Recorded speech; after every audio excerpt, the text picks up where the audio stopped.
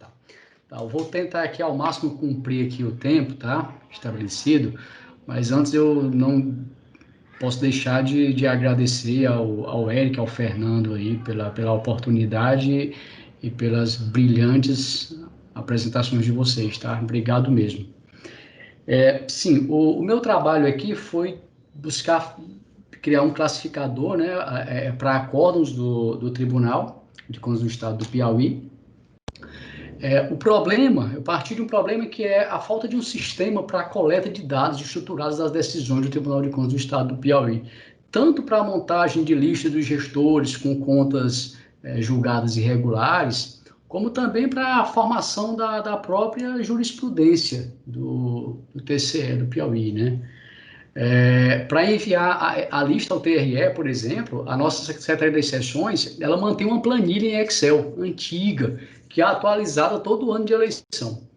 E para a consulta de jurisprudência, a gente não tem uma consulta de jurisprudência. O que tem, no máximo, são boletins de jurisprudência que são disponibilizados no site do tribunal em formato PDF e passaram a ser disponibilizados com regularidade a partir de 2018, tá?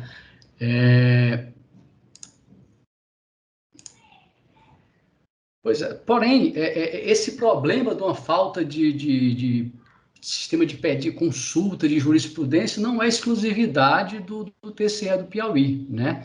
A gente pode ver aqui uma pesquisa de mestrado de uma colega do TCE de Minas Gerais de 2017, que ela diz que na análise de site de tribunais de contas, observa-se que a maior parte deles carece de ferramentas de pesquisa de jurisprudência por assunto. Na verdade, muitos não têm nada nesse sentido, né? Então, assim, é um problema comum a muitos dos tribunais de contas no Brasil. Então, o objetivo foi treinar um modelo preditivo, né, com aprendizagem supervisionada, que seja capaz de classificar os acordos e pareceres com acurácia mínima de 90%, foi uma métrica pensada e um patamar também almejado. Porém, a expectativa inicial era de trabalhar, inclusive foi esse o projeto que eu coloquei lá na minha proposta, que era trabalhar para classificar as decisões para a formação da lista do TRE, né? Extraindo o resultado dos julgamentos.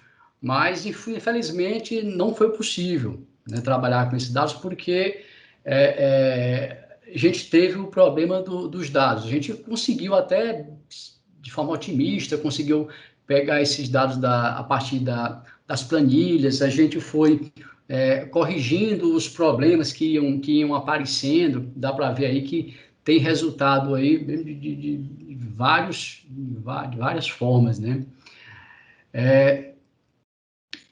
Só que quando a gente tentou fazer um relacionamento entre esses dados da lista do TRE com os PDFs, com os acordos dos PDFs que a gente extraiu lá do nosso sistema de processo eletrônico, a gente viu que dos 2.300 itens da lista, apenas 1.708 a gente não conseguiu localizar no sistema de processo eletrônico, tá? Por problema mesmo de digitação de dados na planilha.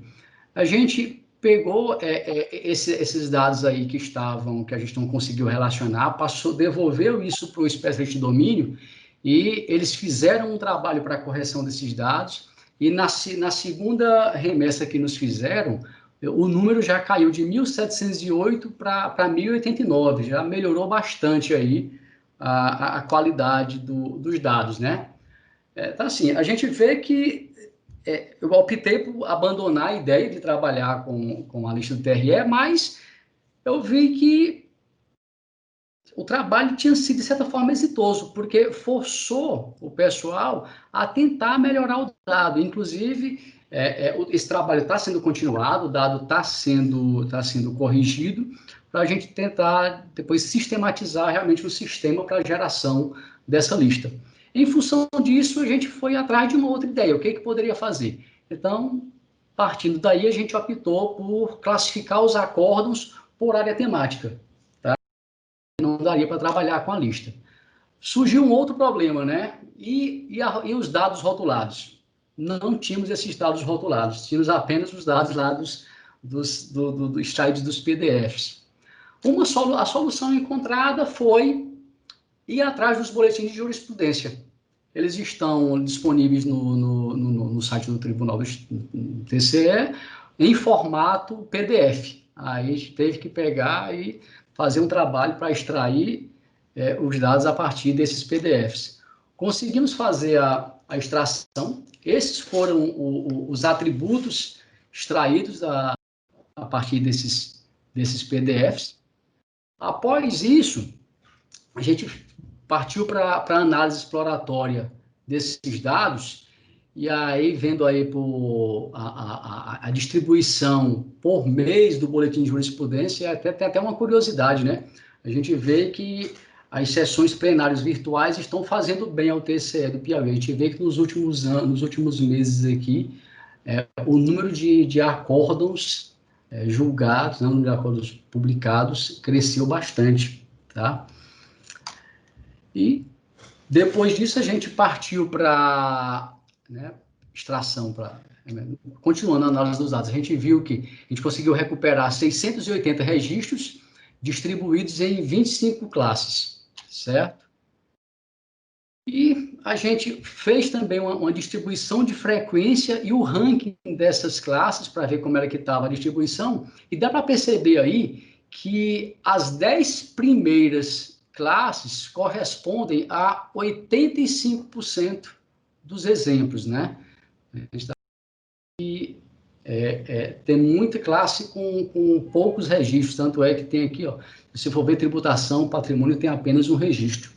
Por isso a gente optou por trabalhar apenas com as 10 principais, fez esse corte.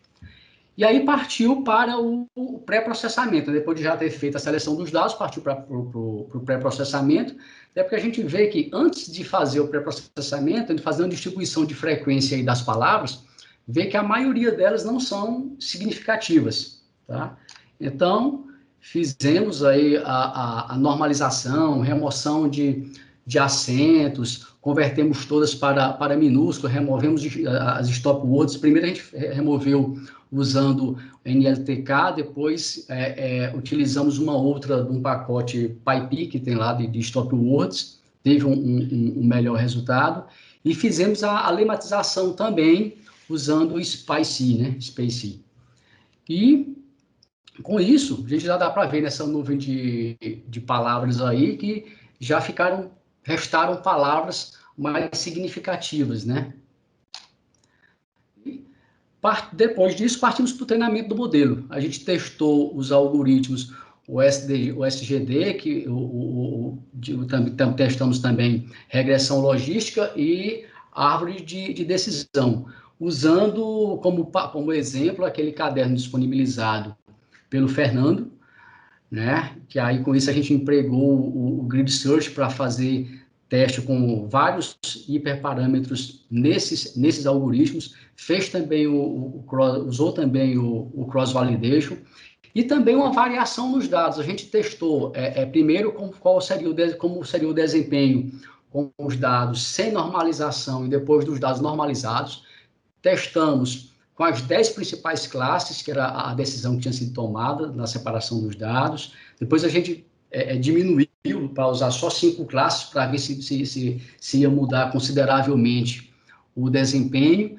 E também com um outro teste foi agrupando as classes que a gente havia descartado, agrupando-os em uma única classe que a gente chamou de outros, e outro experimento que foi simplesmente descartar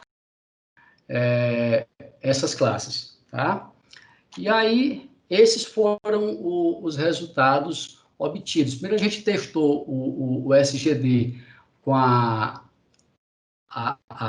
5 e 10 classes, agrupando ou não com o restante das classes em outros, fazendo normalização. A gente vê que quando a gente normalizou os dados, usando as 10 classes, a gente obteve 62% de score e 58,9% de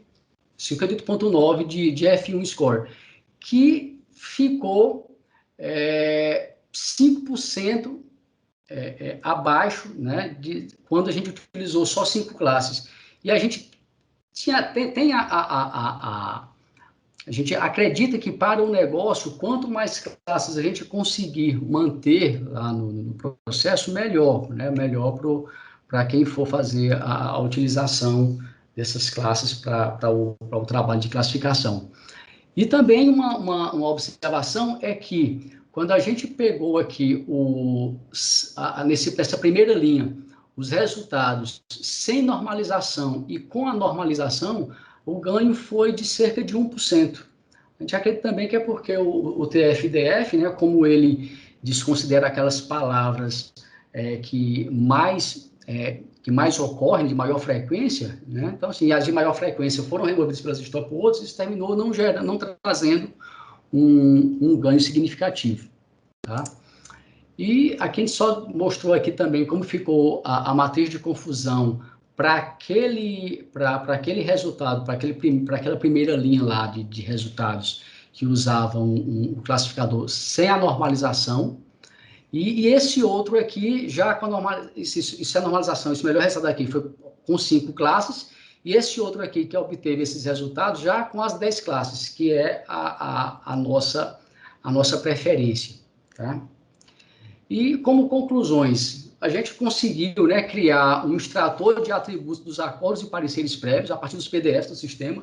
Isso a gente já vê como um resultado significativo, porque a gente vai poder já disponibilizar consultas a esses dados, né, a partir desses dados extraídos.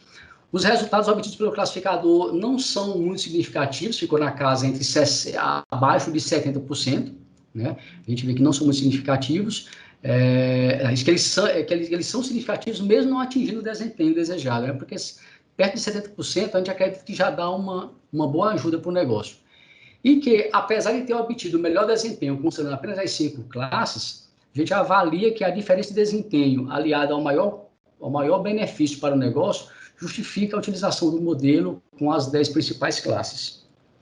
E com trabalhos futuros, como o desempenho desejado não foi atingido, que o desempenho lá era de 90%, a minha intenção é partir para o estudo e para o emprego de aprendizagem profunda nesse trabalho, né? Começar a estudar Deep Learning para aplicar, que é onde se encontra hoje o estado da arte, processamento de linguagem natural, né?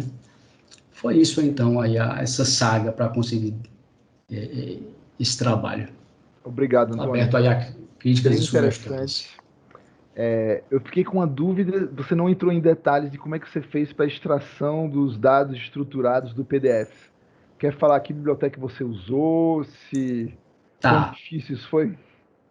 Tá, no nosso sistema de processo eletrônico, eu tenho acesso aos dados do sistema de processo eletrônico, e para cada peça processual eu tenho lá qual é o caminho onde esse arquivo está no nosso sistema de arquivos. Então, eu peguei todos esses caminhos, baixei o PDF, usei uma biblioteca chamada PDF Pumbler, né?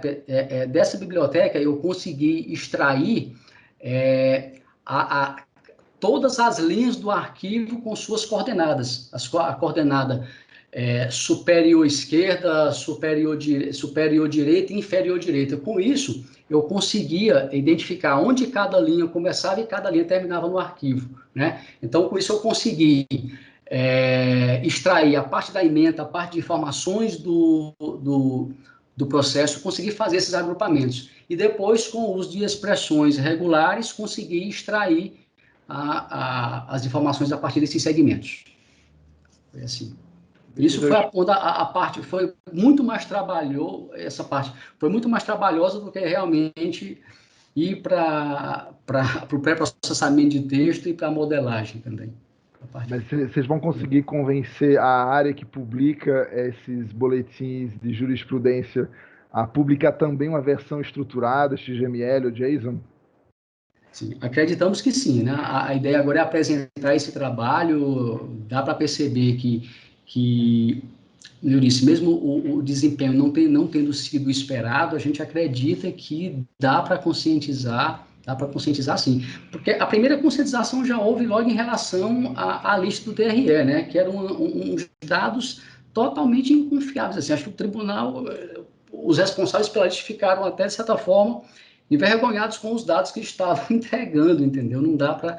E aí, com esse ajuste nesses dados, a ideia agora é a gente, ao invés de só disponibilizar uma planilha em Excel, disponibilizar um próprio portal, inclusive com link para acesso ao processo, para acesso direto ao acórdão. Então, a gente vê que foi bastante significativo o trabalho como um todo. Beleza, então eu queria destacar, né, esse papel do ML para melhora da qualidade dos dados. Já falei isso assim várias vezes, e tem várias apresentações que mostram isso, né? Se você não usa esses dados de uma forma sistemática, qualquer erro deles meio que passa despercebido e deixa de ser relevante. Quando você começa a usá-lo em ML, os erros saltam a cara, né, que são aquilo em que o modelo deixa de funcionar, ou que você não consegue integrar com as outras bases. Achei interessante também que você tenha feito o teste mostrando que não houve, no seu caso, né, ganhos na remoção dos stop words. Uhum. Se você fica na dúvida, tira ou não os stop words, faça o experimento e veja se traz ou não benefício. Em algumas circunstâncias sim, outras não, enfim. O ganho foi de 1%, né? Mas quando a gente pensa, se fosse 1% lá de 98 para 99, seria mais considerável, né? De 61 para 62, eu não sei até que ponto vai é tão Outra, significativo. outra dica, você falou então que o nível de acurácia geral dos seus resultados não está muito bom. Mas eu acho que além de você ver a previsão dada pelo seu modelo, você deveria olhar para cada previsão o nível de confiança que o seu modelo dá para aquela previsão. E aí você faria pelo menos uma segmentação aí. Quando o modelo fala alguma coisa, faz uma previsão com alto nível de confiança, tipo acima de uns 80% de nível de confiança na previsão, se ele está errando ou não. E aí você poderia usar esse modelo ainda imperfeito para guiar o seu usuário. Ou seja, quando o modelo estivesse altamente confiante, ele diz, olha, é isso e eu acho que é isso mesmo. Ele não toda, ele diz, é possível que seja isso, mas eu não trago nenhuma garantia. E aí isso permite extrair valor, inclusive de um modelo que não tenha uma acurácia muito alta. Eu havia pensado nisso, inclusive vendo as apresentações anteriores, onde foram mostrados aí que os ganhos obtidos também com a redução do desbalanceamento das classes, né? Então, a minha ideia é primeiro empregar agora uma técnica para diminuir o desbalanceamento, que a gente vê que o desbalanceamento é grande, né? Deu para perceber em alguns, deixa eu me mostrar aqui. Pronto, aqui mesmo, aqui dá para a gente perceber que há um grande desbalanceamento. A gente tem aqui umas 2 ou 3 classes que representam aqui, que tem aqui mais de 100 amostras, enquanto aqui entre as 10 a gente tem algumas aqui na casa de 20. Então a gente primeiro diminuindo esse desbalanceamento e depois analisando aí como está o acerto em determinadas classes, como você sugeriu, acho que vai trazer também um melhor resultado para o negócio. Beleza. Alguém tem mais alguma pergunta para o Antônio? Eu queria acrescentar que foi impressionante o resultado da aplicação do Machine Learning, porque não melhorou só os dados, mas também melhorou o processo interno lá do tribunal. Vai, então, inclusive, lançar a possibilidade de criar um novo produto. Exato. Então, é impressionante o impacto de um projeto, o resultado de um projeto, de um curso de Machine Learning. Eu fiquei realmente impressionado com o resultado. E, além dele, ele falou que vai, como próximo passo, aplicar novas técnicas mais avançadas, mas também acho que vale a pena, nesse caso, investir na melhora dos dados de treinamento e o balanceamento das classes que você já mencionou. Beleza, Fernando. Obrigado aí. Então, obrigado, Antônio.